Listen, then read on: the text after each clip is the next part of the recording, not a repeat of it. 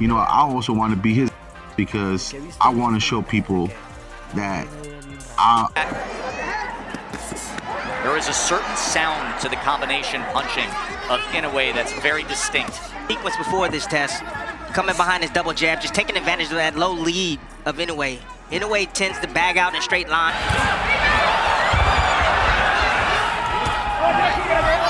The drama surrounding Naoya Inoue has never been about noise. It has never relied on theatrics, exaggerated personalities, or manufactured rivalries. His rise has been quiet, methodical, and deeply unsettling for anyone who steps across the ring from him. While others shout to convince the world of their greatness, Inoue has built his reputation through a different language entirely. The sound of leather snapping against flesh, the sudden stillness that follows a perfectly placed punch, and the expressions of disbelief that appear on the faces of men who thought they were prepared. They always come in believing they are different. They tell themselves they are the chaos he has never faced, the madness that can't be calculated, the pressure that can't be neutralized. They arrive with wild eyes, aggressive words, and a confidence that borders on delusion. To them, Inoue isn't a force of nature. He's just another man who hasn't yet been tested by someone reckless enough to ignore the warnings. That belief is usually the first thing to break. When fighters talk about intimidating Naoya Inoue, it rarely comes from strategy. It comes from desperation. The belts wrapped around his waist aren't just symbols of achievement. They're reminders of how many plans have already failed. For super bantamweight titles glisten under arena lights, but what they really reflect is the graveyard of confidence he's left behind.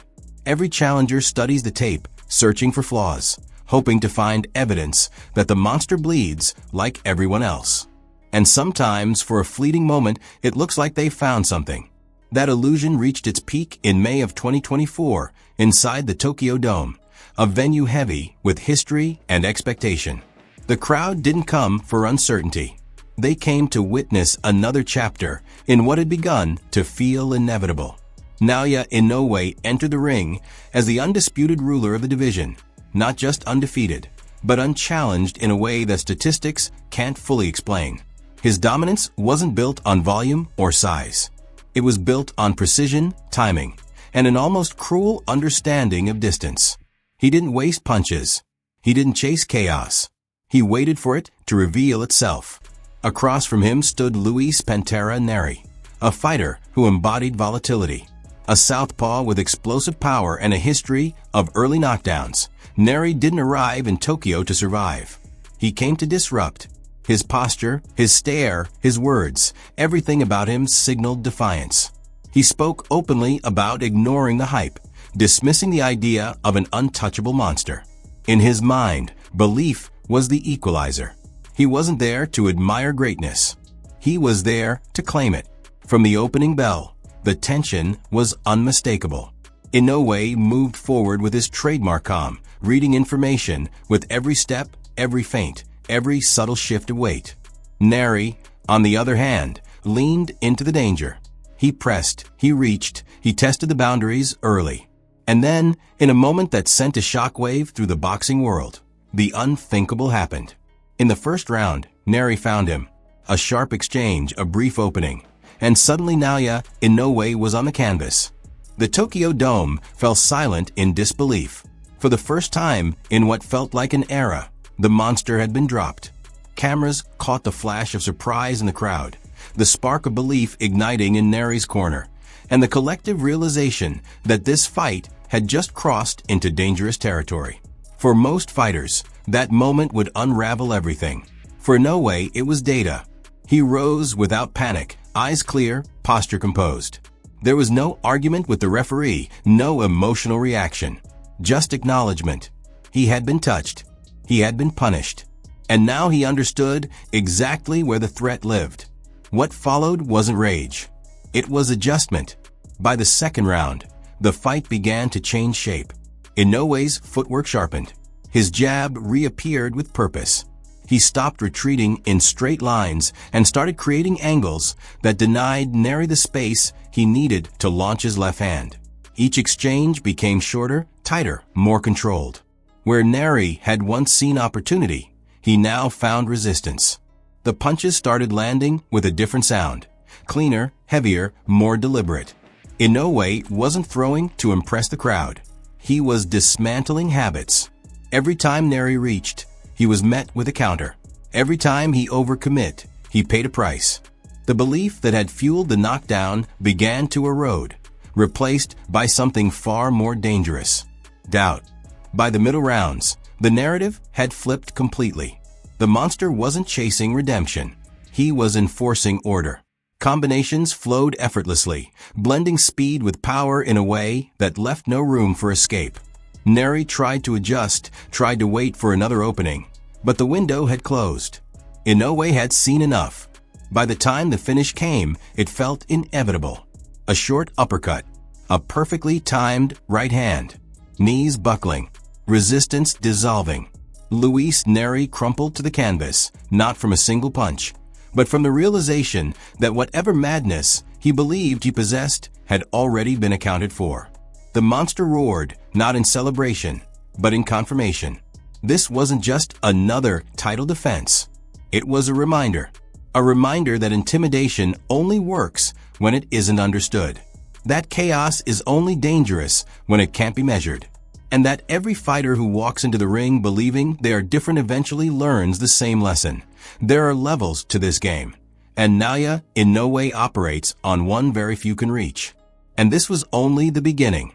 Naoya Inoue's story so compelling isn't just how he wins, but how he teaches his opponents who they really are in the process. After the dust settled in Tokyo and Luis Nery was left staring up at the lights, the broader picture came into focus. This wasn't a rivalry defined by trash talk or national pride.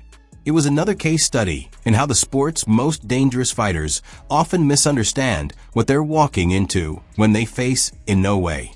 They mistake his calm for passivity. They confuse his silence for uncertainty. And they convince themselves that aggression alone can disrupt a machine that has already anticipated every possible input. The knockdown in the first round didn't expose Inoue's weakness. It exposed his margin.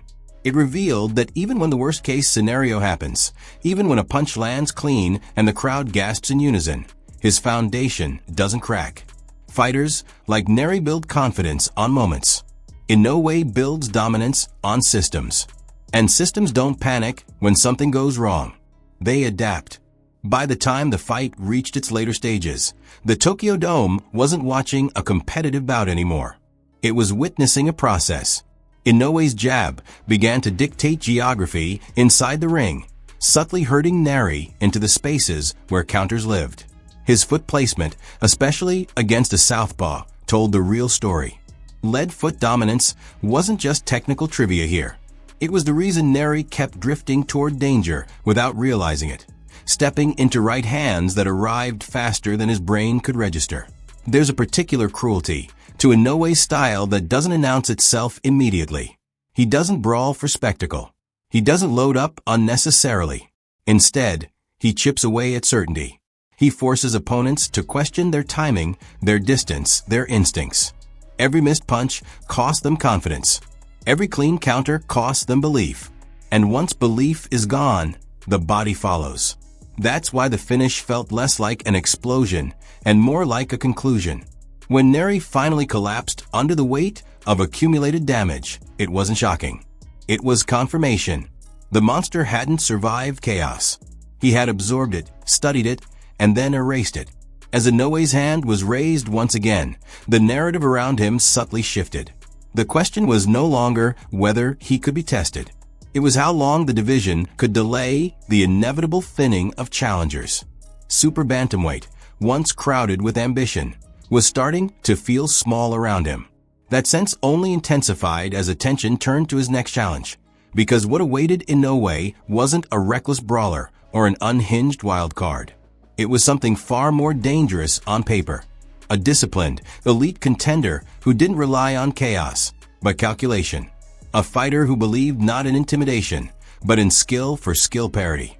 When Naoya Inoue entered the ring opposite Marjon Akhmadaliev, the atmosphere was different. There was no theatrical villainy this time. No exaggerated bravado meant to unsettle the champion. Akhmadaliev carried himself with the quiet confidence of a man who had spent years preparing for this exact moment. An Olympic bronze medalist, hardened by international competition, he wasn't there to shock the world with one punch. He was there to solve a puzzle. Inoue, now firmly established as the division's apex predator, approached the fight with the same unreadable composure. There was no rush, no visible urgency to prove anything. At this stage of his career, every appearance wasn't about validation. It was about reinforcement. Reinforcing the idea that his reign wasn't dependent on opponent style, location, or narrative. The opening rounds reflected that mutual respect. Both fighters moved cautiously, exchanging information more than damage. Inoue's jab flickered in and out, not with force, but with intent. Akhmadaliev stayed disciplined, watching closely, waiting for patterns to emerge. It felt less like a fight and more like a chess match unfolding at high speed. But even in those measured moments, the difference began to reveal itself. Inoue's punches landed cleaner. His movements required less effort. Where Akmatalie reset after exchanges, Inoue flowed seamlessly into the next position. The gap wasn't obvious yet, but it was forming. By the third round, the champion began to turn up the temperature. A heavy right hand landed flush, not thrown recklessly, but placed with precision. Akmatalie absorbed it and smiled, a reflexive gesture meant to project resilience. But smiles don't erase messages, and that punch carried one clearly. The monster was warming up. As the rounds progressed, Inoue showed why labeling him as merely a knockout artist misses the point entirely. He didn't chase a finish. He controlled distance, varied his rhythm, and picked moments with surgical discipline. Against a fighter whose entire game revolved around counters and capitalizing on mistakes, Inoue made remarkably few. When Akmatalie finally found brief success, trapping Inoue near the ropes and opening up with combinations, the crowd reacted instinctively, sensing potential danger. But Inoue didn't retreat into panic. He answered with compact body shots, subtle pivots, and just enough offense to force a reset. In those moments, the hierarchy was quietly reaffirmed. The middle rounds told the clearer story. Akhmadaliev was working harder for less. Every adjustment he made was anticipated. Every attempt to increase volume came with a cost. Inoue's speed, timing, and balance denied him the space required to build momentum. What had looked like a potential chess match was turning into a lesson. By the later rounds, the emotional arc was unmistakable. Akhmadaliev's corner began reaching for motivational language, invoking pride, urgency, and national identity. Those are the tools used when tactical answers run out. Inoue, meanwhile, glided through exchanges, landing sharp shots and taking almost nothing in return. He wasn't hunting recklessly for a knockout. He was managing a fight he had already won. Even when Akhmadaliev finally found a moment in the closing stages, landing a clean shot that briefly stirred the crowd, it felt more like punctuation than a turning point. The final bell confirmed what had been evident for most of the fight. Naoya Inoue had delivered another flawless exhibition, not through dominance alone, but through mastery. As the arena absorbed the result, a new tension quietly entered the conversation. Because while Inoue had nearly wiped out the division in front of him, someone else was watching closely.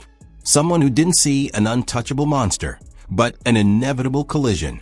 From ringside, Jun Nakatani observed the dismantling with intent.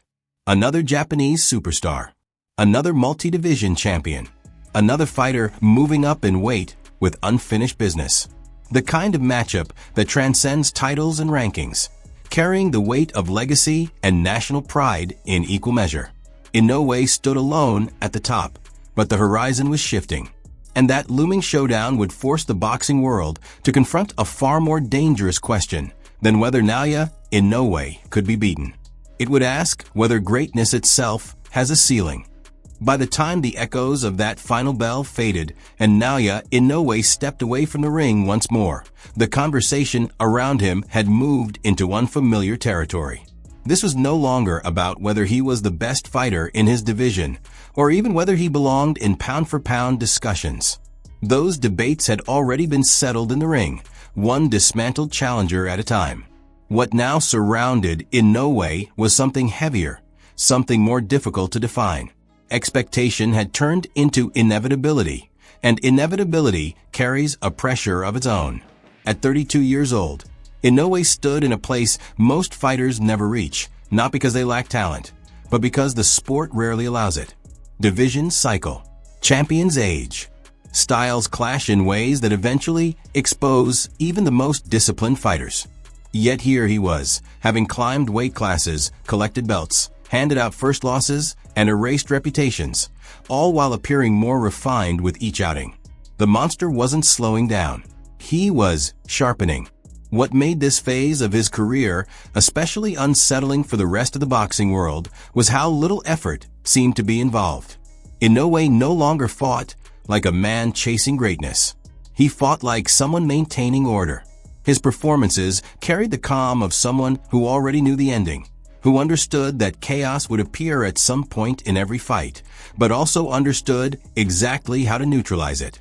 That calm is what separates elite champions from historical ones. Power fades, speed dulls, reflexes betray even the most gifted athletes eventually. But ring intelligence, once fully developed, becomes a weapon that ages gracefully. Watching Inoue in these later bouts, it was clear he wasn't relying on raw physical gifts alone anymore. He was seeing patterns faster than his opponents could create them. Opponents felt it too. You could see it in their body language after the first few rounds. The initial confidence would soften. The aggressive forward movement would hesitate just slightly. Feints would stop drawing reactions. It's a terrifying realization for a fighter when they understand they aren't losing because they're being overwhelmed, but because they're being understood. This is where the mythology around Inoue truly began to crystallize. He wasn't just beating fighters. He was exposing the limits of their identities. Brawlers couldn't outfight him. Technicians couldn't outthink him. Counterpunchers couldn't bait him. Everyone came in with a version of themselves they believed was enough, and everyone left knowing it wasn't. As a result, the division around him began to feel hollow. Rankings existed on paper, but in reality, there was a visible drop-off between Inoue and everyone else. The question wasn't who deserved a shot. It was who could survive one with their reputation intact. That's why the conversation inevitably drifted upward and outward. When a fighter cleans out a division the way Inoue had, the sport looks for danger elsewhere. Legacy demands friction. Greatness needs resistance. And suddenly, all roads pointed toward one name: Jun Nakatani.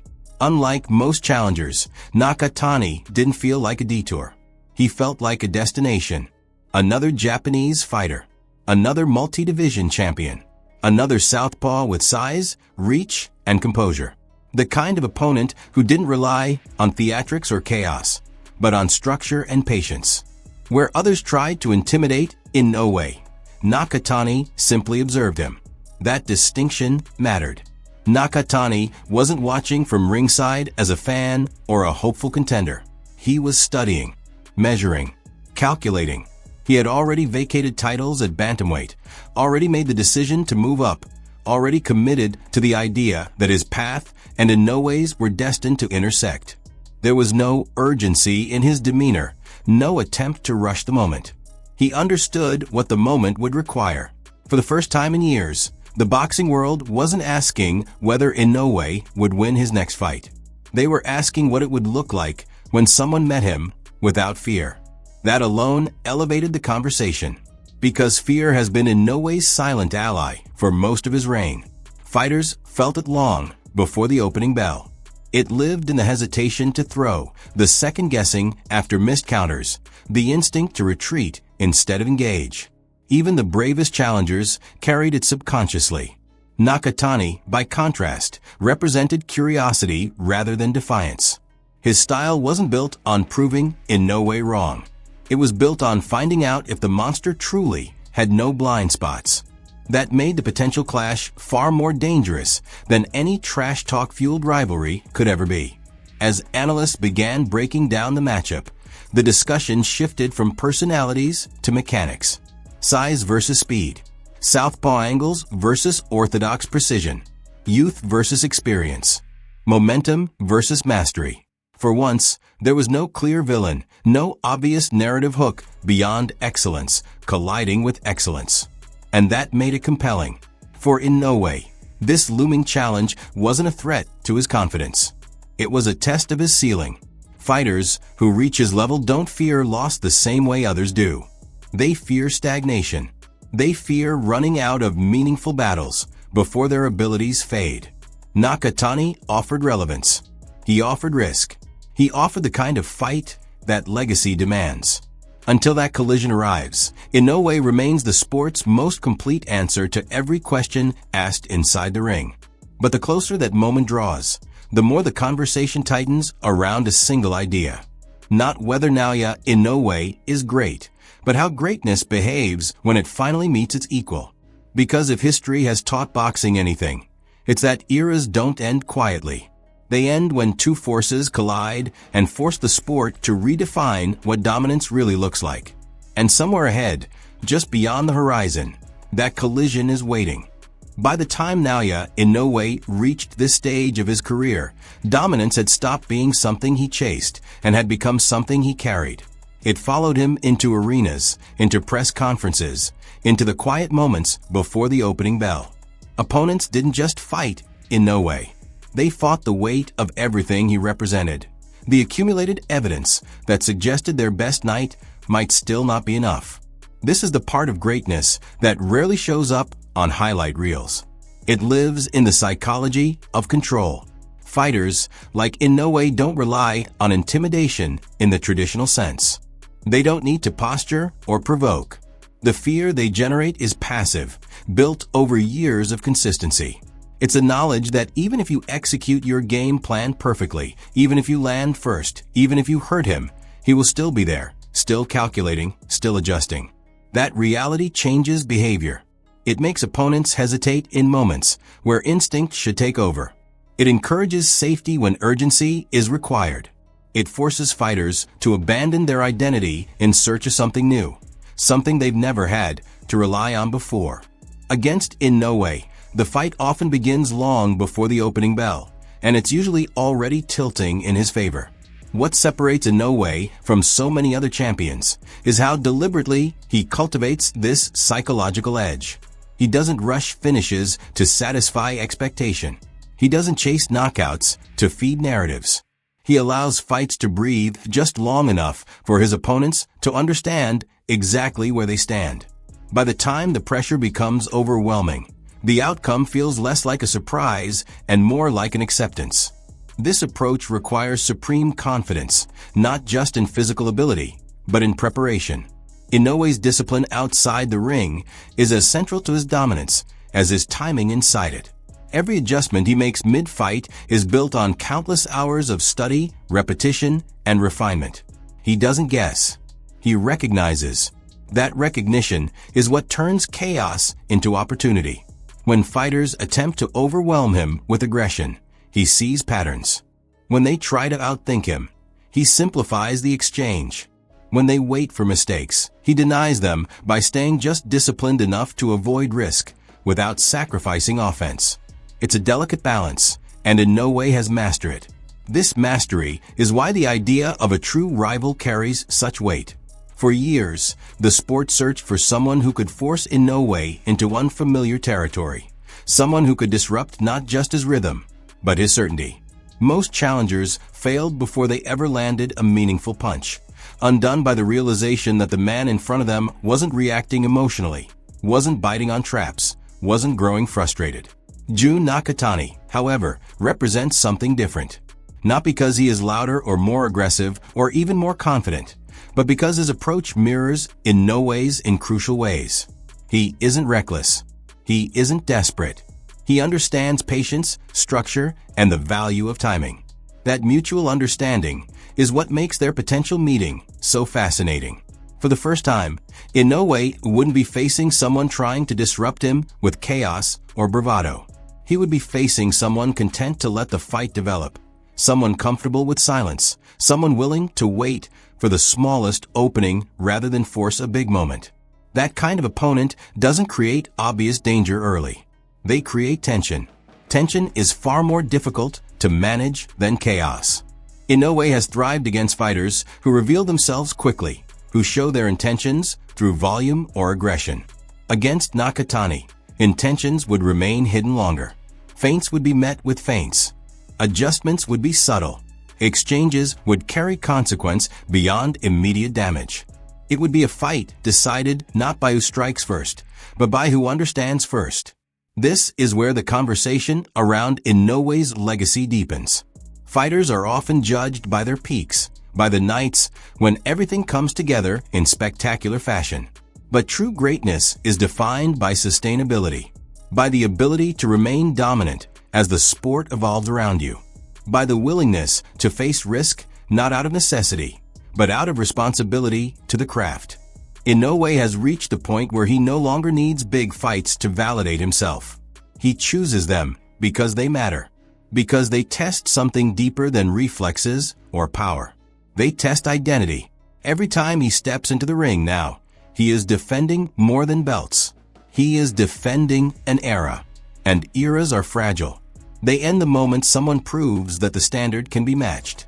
Until that moment arrives, Inoue continues to operate in a space few fighters ever reach, where preparation meets instinct so seamlessly that the distinction disappears. Watching him fight is less about suspense and more about appreciation. Appreciation for the way he solves problems in real time. Appreciation for the way he remains calm under pressure. Appreciation for the way he carries himself, as if dominance is simply the natural result of doing everything right. And yet, even for fighters like Inoue, the horizon eventually demands confrontation. Legacy is not built by avoiding risk. It is built by embracing it at the right moment. The question isn't whether Naoya Inoue will accept that challenge. It's what happens to the sport when he does. As Naoya Inoue's reign has continued to stretch across divisions and years, the conversation surrounding him has inevitably grown louder and more complicated. Boxing has always been a sport obsessed with comparison. Every era searches for its measuring stick, its defining figure, its answer to the question of who truly stood above the rest. For Inoue, that question has followed him not as a challenge, but as an expectation. The pound-for-pound debate exists precisely because fighters like him force it into relevance. When a boxer dominates not through size or attrition, but through technique, timing, and adaptability, weight classes begin to feel like technicalities rather than boundaries. Inoue's climb through multiple divisions didn't dilute his power or dull his sharpness. If anything, it clarified just how transferable his skills really were. What sets him apart historically isn't just the belts or the unbeaten record. It's the manner in which those accomplishments were achieved. Fighters before him have unified divisions, but few have done so while appearing so consistently in control. There were no controversial decisions, no narrow escapes disguised as victories. When Inoue won, the outcome felt earned well before the final bell. This is where comparisons to the greats become unavoidable. Names like Pacquiao, Mayweather, Crawford, and Donaire surfaced not because of promotional necessity, but because stylistically and philosophically, Inoue occupies similar territory. Like Pacquiao, he carries explosive power across weight classes. Like Mayweather, he understands distance and timing at an elite level. Like Crawford, he adapts mid-fight with unnerving ease.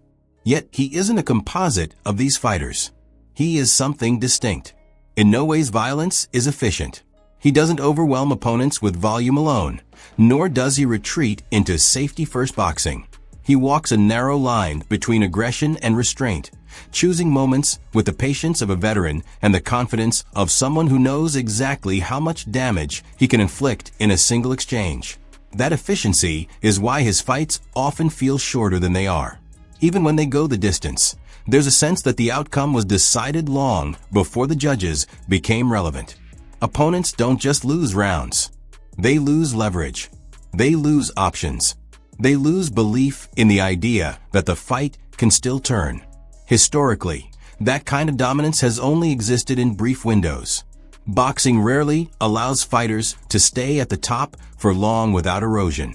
Styles catch up. Bodies wear down. Hunger fades. Yet, Inoue's reign has defied that pattern so far. His hunger hasn't dulled because his goals have evolved. He's no longer chasing recognition. He's chasing clarity. Clarity about where he stands among the sport's immortals. This is why the potential clash with Jun Nakatani resonates so deeply beyond national pride. It represents the kind of crossroads moment that defines legacies. These are the fights historians circle years later, not because of how loud the build-up was, but because of what was at stake beneath the surface. Identity, supremacy, the right to shape an era's memory.